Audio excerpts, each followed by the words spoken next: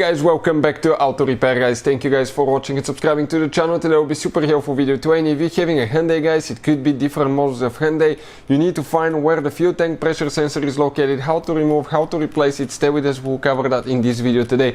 It will work on multiple models Hyundai. Now, the common mistakes people make, we'll share those guys. That can actually cost you thousands of dollars, so make sure to stand till the end. We'll explain what we're talking about. Before we start, let me tell you a little bit about us. Every single car we get at the garage, we try to make at least 200 to 300 free repair videos. Why we do that? Simply because our mission in the shop is to save you as much money as we can. All we need guys in return, please subscribe to the channel, like the video, that way we can keep making these absolutely free videos for you. If you need to buy any parts, tools for a good price and quick shipping, check out the link in the description of the video below. That's where we get all our tools and supplies from, and you can save quite a bit of money. So we'll be demonstrating on that Hyundai Sonata, but exact same sensor guys has been used on almost every Hyundai from year 2009 to year 2015. If you have a newer one, okay, the procedure may be the same, okay, but actually the part number may differ. So always consult, okay, to make sure that the part number is the same. What you need to do, you need to find where the fuel pump is located on your Hyundai. There are two options, two possibilities. One is under the rear seat. If that's the case, we have a video how to remove rear seat on Hyundai Sonata. It's super easy. On usually Hyundai Elantra, Hyundai Accent, Veloster, it's most likely under the rear seat. And on other ones such as Sonata, okay, I think Santa Fe and Tucson maybe are in the trunk. So this one is actually in the trunk next to the seat. You pull the carpet up, you have that cap, and that cap has 4 screws right here that you need to remove. Then you can pull it out and you get to the fuel pump assembly, okay, right here.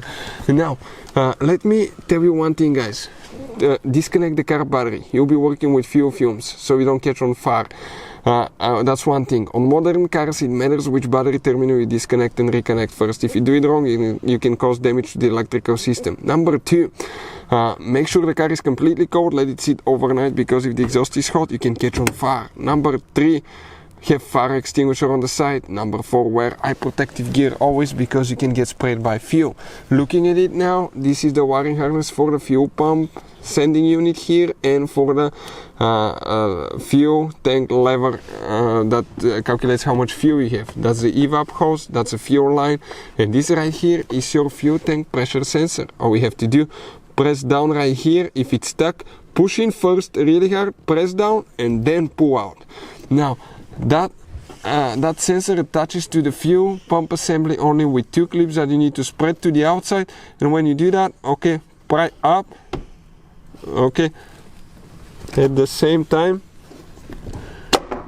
Oh come on, let me see where it went. Right here. I thought I dropped it so not to go in the tank. So that's it guys, right here. If you want to see where to buy new fuel tank pressure sensor for a good price and quick shipping, check out the link in the description of the video below. Thank you for watching and see you next time.